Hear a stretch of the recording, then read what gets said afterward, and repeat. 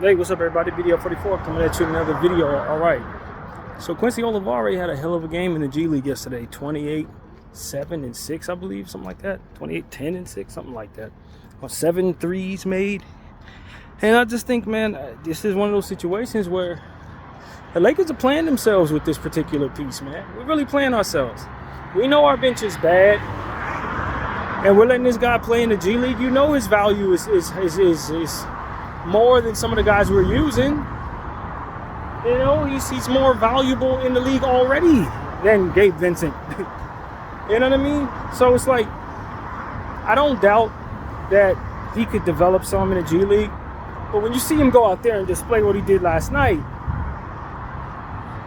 that's not somebody that should be in the G League, man. Not when we have the needs that we have as a team. I'm sorry, man. No. Y'all letting him go down there and sit in the G League and fight hard, tooth and nail, for an opportunity to play with a team that he's better than half the people on the bench is absolutely and utterly ridiculous. I'm just being honest with you. The Lakers got it wrong when it comes to this situation here. Your team is not very talented. So if you have a talented rookie, he shouldn't have to get it out the mud to prove himself to you. You're the one that put together all the garbage on the damn bench that he's better than. You need to be calling him up and utilizing what he can do so that he can make your team better. Like, this is a backwards way of doing things. The Lakers are doing it when it comes to this particular piece. And I listen to people talk about this. Of course, Ticket TV he's going to town on this story. And I enjoy listening to him rant and rave, even though I know a lot of what he does is tongue-in-cheek and narrative-based. But when it comes to this particular conversation, he's right. His narrative is aligned with what it is I agree with, which is they shouldn't be doing this to Quincy versus Bronny shouldn't have no 4-year deal. Bronny came in, had 5 points, 5 turnovers from what I understand or something like that. It's like, yo, he is where he needs to be. In the grand scheme of things, they're both taking opportunities away from each other. Bronny should be playing more in the G League, and Quincy's taking minutes away from him. And Quincy should be having the contract that Bronny has and playing with the regular team instead of being down there in the G League. So it's like the Lakers are doing this absolutely backwards. I don't get it. Most people who are talking about it don't get it. Quincy needs to be on the floor with the Lakers in that second unit, helping us be better, earning his way into being one of the top rookies in the league. Instead, we got him mucking around in the damn dirt because of our shortcomings contractually and how we got things set up so that we don't have a roster spot to give him a full contract. That is bullcrap. That's bullcrap that we can do something about, in the sense that you need to call him up, have him playing, and then look at it as you have 50 games to figure out how to get him a roster spot. That's how we should be playing it, rather than having him fake pretend like he's not worthy of being here while we watch joggers run around do nothing for $11 million a year. That's how I would play it. He wouldn't play a single damn game in the damn G League unless he showed me he needed to. But this whole Quincy Olivari in the G League crap, you're sticking to a script that doesn't serve us at all. That's what that is. That's people sticking to a script. Well, he needs to be in the G League because he's a rookie, undrafted rookie. And we have guys on contract that are eating his minutes because that's what is required when you pay a guy a certain amount. You got to play him. No, the hell we don't. We got to win. All of this needs to lead to winning. All this needs to lead to production. Not the justification of why production isn't in place, but actual production. People are playing so that their narrative makes sense in a way. But we played Gabe Vincent, so we gotta play him. No, you don't. Gabe Vincent is worth hot boiled water, man. Nothing. He's worth nothing.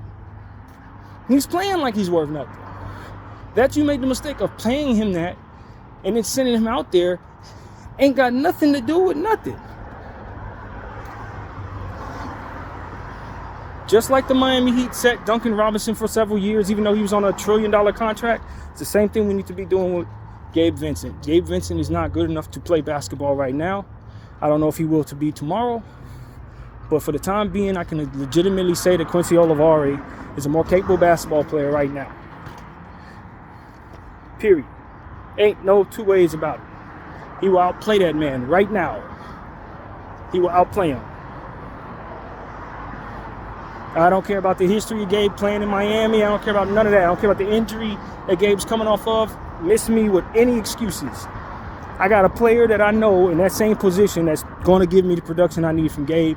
That's the player I need to play, and anything in the way of that is hurting me. That's how I got to look at that if I'm the Lakers, because you've made too many mistakes trying to justify mistakes. And the sick thing about it is you know damn well they're not going to yield any positive production. You just need to justify the mistakes. No, that's bullcrap. That don't need to be done, because people are not judging you by how well you convince all of us that something shouldn't be done is necessary, but how well you can put a team together that can play some damn basketball. Period. Literally that, man. So like I said, we have 50 games that we are contractually able to play our G League two-way guys. 50 games. That means you got to pick your 50 games wisely. But that is not how I'm looking at this Quincy Olivari issue. No. We got 50 games to figure out how to get him a roster spot and get him a regular contract. That is how you play that. That's exactly how you play that. And you play him down there for 50 games. And you figure it out along the way how to get him that roster spot. And that's really all I have to say about that particular conversation. I'm irritated with that as most of us are. I mean, our team is not very good to begin with. So we can't really afford to just send talented players to the G League and let them sit there. We don't have the talent to do that on our big team. They really don't. We have a scoring issue from our bench to the point where we're moving starters to our bench to make up for the difference. And you got a guy in your G League hitting 7 out of 10 threes or whatever the number was, 28 points, all kinds of production. It's okay to just say we made a mistake. Just like you're attempting to do with Jalen Hood-Schifino, it should be the same thing you're doing with this roster. It is perfectly fine to call Quincy Olivari up and have him be a part of your regular rotation. There's nothing wrong with that. Nobody's going to kick you in the face for that at all. At all. Nobody's going to run you through the mud saying, oh my God, look at these idiots. Why aren't they playing Gabe Vincent? They ain't playing Gabe Vincent because Gabe Vincent ain't playing at all when he's out there. He's running around doing nothing. 18 minutes of jogging. It's okay to sit a person who's doing that. You don't have to play these politic games. You really don't, Lakers. I promise you don't. You're the Lakers regardless. People are going to talk about you if you run me and my homeboys in the uniform because you're the Lakers. You see what I'm saying? You don't have to do what other teams do. You don't have to play like that. And as far as I can tell, Quincy Olivari should be with the big team, and Bronny should be starting for the G League squad since everybody cares about selling G League tickets. That should be what the goal is. Just have him out there the whole time in the G League. And I mean, y'all want to do the politic ball with him. Man, he's bringing so much revenue to that thing. And from what I saw, from what I understand, y'all were taking Quincy out when he was cooking so you could put Bronny back in the game. That's bad. That's horrible. You don't do that. But that dynamic should never even be in place because Quincy shouldn't be up there looking as good as he does, and Bronny shouldn't be lacking in minutes in the G League since he is somebody we're obligated to develop, and he is so far behind. That's what the development league is for. It's for circumstances like these. Not for in Quincy's case. Not in my opinion. So I want the Lakers to stop this nonsense. Quincy shouldn't even have to share a basketball floor with Bronny James in the damn G League at all. He shouldn't be checking in for him. He shouldn't be down there with him. He shouldn't be down there at all. At all. And on this channel, that's exactly what we're telling everybody. We've been saying that since he broke out in the preseason. That this boy was better than most of the people that we running down there. And we had him as arguably our 7th or 8th best player on the damn team. You know, whatever situation is making it so that we got to sit him in the G League is something that we need to abandon. Abandon it. You know, and that's what I have to say, man. I don't think it's much deeper than that. I understand the Lakers are in a hole right now with our franchise having no roster spots to create for Quincy, as we've already illustrated here. We know that the team is, you know, trying to find some continuity. We have a lot of people that we've paid contracts that we have to be able to justify. I just don't believe in the justification narrative. I don't believe in that. But I believe a lot of people believe in that, and they're trying to do that. They're trying to make that what it is. I also understand not running a rookie into the ground, letting him get reps in the development league is fine. You know, but by that logic, we should be moving a lot of people to the G League, not just Quincy. By that logic, Max needs to go back down there as well. Dalton needs to be down there as well. And if we were a serious organization, that would be something we'd be open to doing, in my humble opinion. We would be open to that. People aren't open to that for political reasons, for dumb reasons, in my opinion. You know, Jalen Hood-Schifino, he needs to be down there developing for sure. But last year he showed us that he excels in that level. We need to get him used to the level that we have him playing at. He needs to get used to playing with the big squad himself. And even though he hasn't looked even remotely decent in the big squad, I also don't think he's had many minutes with the big squad to really get used to the situation. I don't think people have really asked him to do a whole lot of what he's catered to do, as we've talked about in previous videos, of what it is that his game is. We haven't really put him in those positions consistently to really get the most out of him. So, you know, I just think we continue to eat away at our credibility, like a front office. I really do believe that, man. The way that you guys operate and work around circumstances that have very easy solutions, but those solutions make you look bad, or those solutions make you look like you don't know what you're doing. Behaving this way shows us that you don't know what you're doing. You end up backing yourself in the same area that you're trying to get out of by behaving this way. It effectively places you in a space where people say they don't know what the hell they're doing. It shows and reveals that you don't. And so that's what I'm trying to get them to understand through my voice. It's like you would do better abandoning some of the things that matter so much to you as it pertains to being perceived a certain way, and just get to the nitty gritty of what's going to provide you the production that you're missing. And that nitty gritty, in my opinion, is Quincy Olivari, maybe even Traore as well. Energy players, productive players on your bench, and burying the hell out of the people who are not being productive. Burying the hell out of them. You know, like literally. Gabe Vincent would be in regular street clothes every day messing with me. What I've seen from him start this season, he don't even got to put on warm-ups, y'all. That's how far behind the bench he gonna be. He gonna be behind a lot of people. And as a result, my team is gonna be more productive. 100% more productive, because he ain't producing. You know, I'm glad that Cam Reddish has been able to pull himself out of that hole. He looks pretty good. I would have did the same thing to him 2 weeks ago, so I don't doubt guys can pull themselves out of that hole. But for him to continue to get opportunities and do so little with it, and I'm me acting like I don't have any options, I got plenty of options.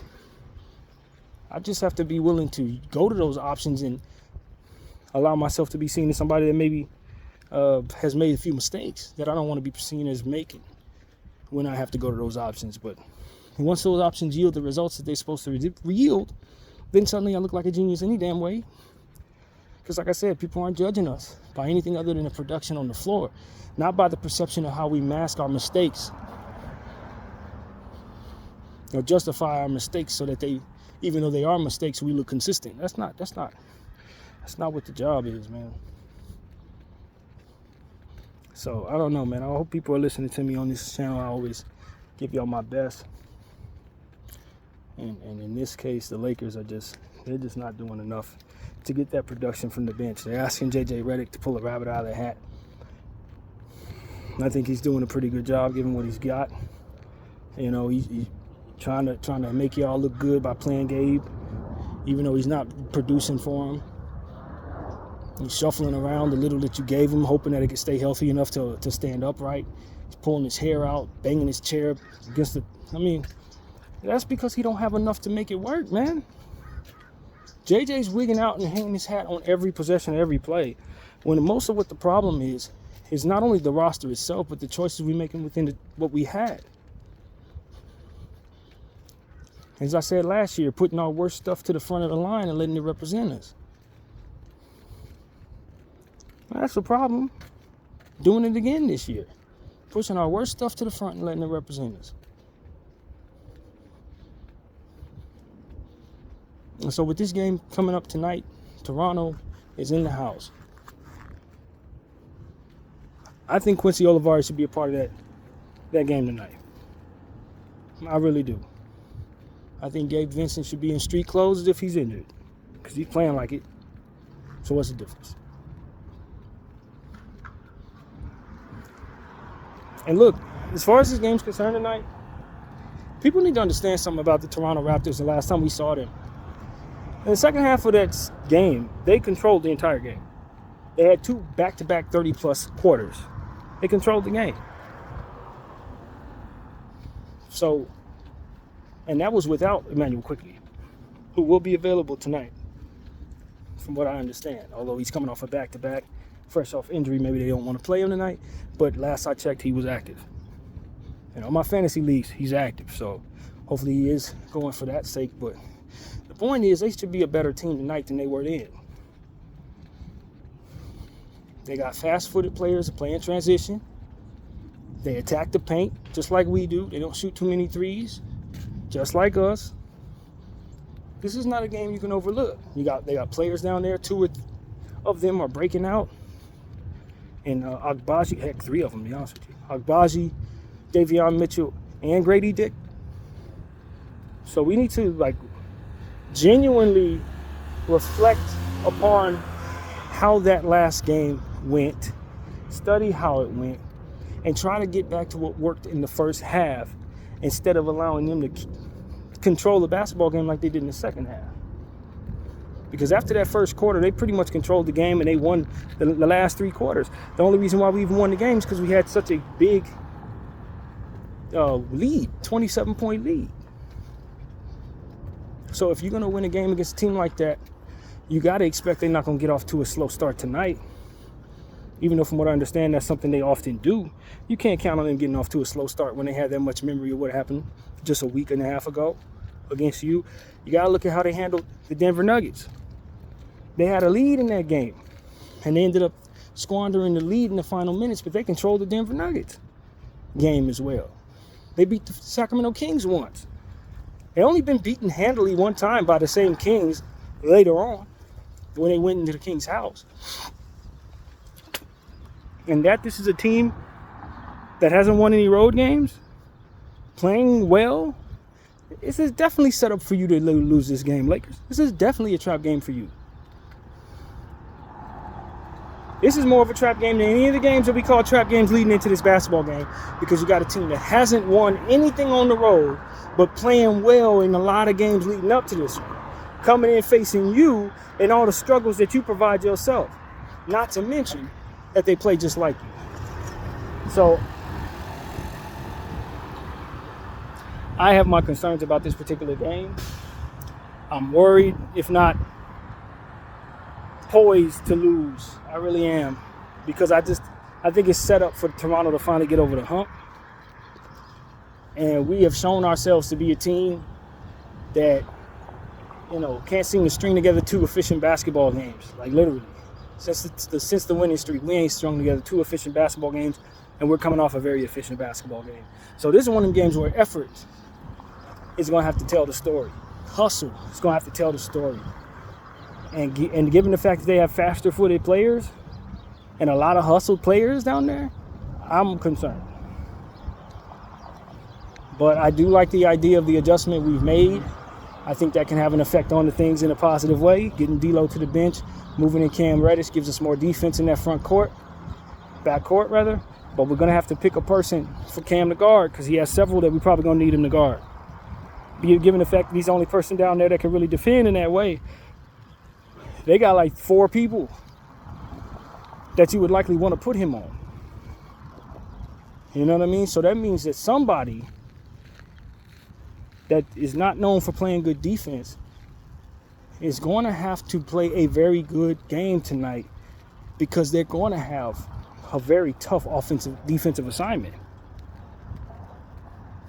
Because you can only put Cam on one of those people, and that's assuming Cam doesn't play himself off the floor playing bad, which is something he's capable of doing, as we know. So Austin's going to have to play good D tonight. Rui's going to have to play good D tonight. Bron, of course. AD, of course.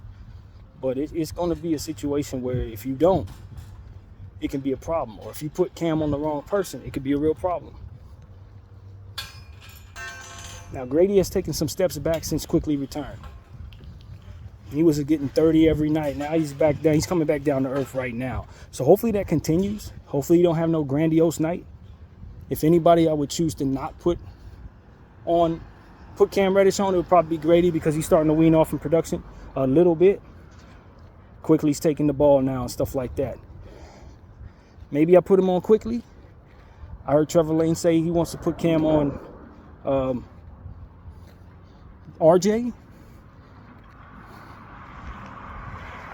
You know, I mean, maybe that's the way to go, but one of those two are going to be left open if our defense isn't showing up in other areas other than Cam Reddish. One of them people are going to be left open. And understand, Agbaji's now stepping forward, Davion stepping forward. They're all contributing on the offensive end right now. They're all kind of hot at the same time, so it's like, I just can't see Toronto losing much more. With all of this happening at once, you don't lose too much longer when you got so many players breaking out at one time and people are starting to come back and getting healthy. You know what I mean? That's the problem. That's why I'm really genuinely concerned about tonight, because they just got too many players surging at the same time. And so, like I said, hopefully Quickly, I think a good path for us is Quickly coming in trying to do too much, taking away from the rest of those guys. Effectively throwing a monkey wrench in their rhythm by taking it from them being selfish. That's what we need to have happen tonight. Quickly just take 100 shots and be very inefficient while Agbaji and Grady don't get their looks. That's a really good look for us. Also, somebody else that was on the injury report, I don't remember if I said his name or not, but was the guy who came back against us, the guy they just drafted, Jacoby Walter. He's also out with some type of shoulder, so they can't seem to keep him on the floor for longer than 2 games in a row. But it is what it is. I don't think they need him with the presence of so many other guards playing great. So this is a trap game, man. That's why I wanted to come back on here and tell you guys that I have real concerns about this particular game. This is a Raptor team that's just knocking on the door of something that would be considered success. They have had some very bad fourth quarters over the last couple of games. I'd imagine they're gonna try to remedy that at some point. So we can't have a weaning off in our energy. We can't be lesser in our energy today. You gotta crash the glass. You gotta put a body on a guy like Jakob Poeltl.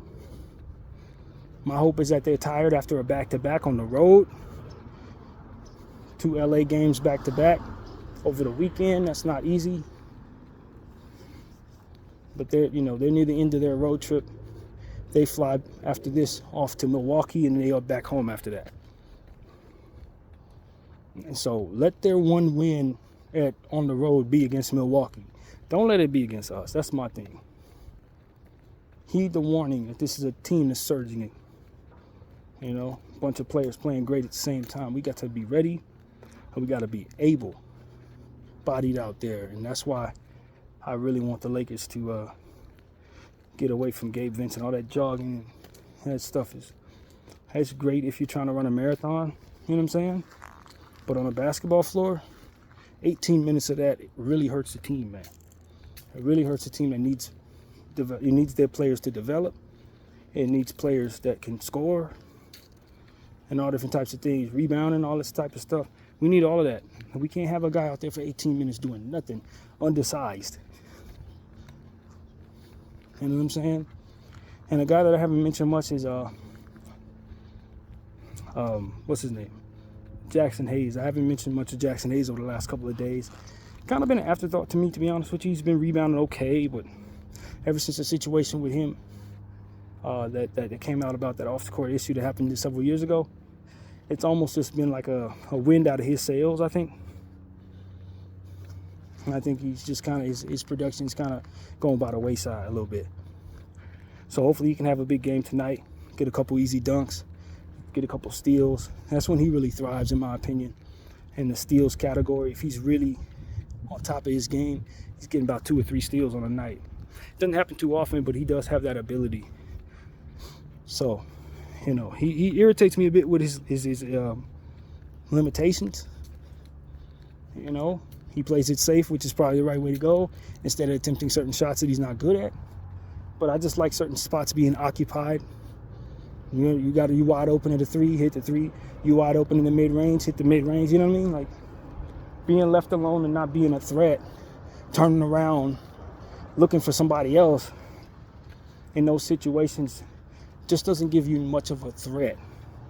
And part of our bench issue is scoring, and we're not a threat when a player is wide open. That's just a possession I need.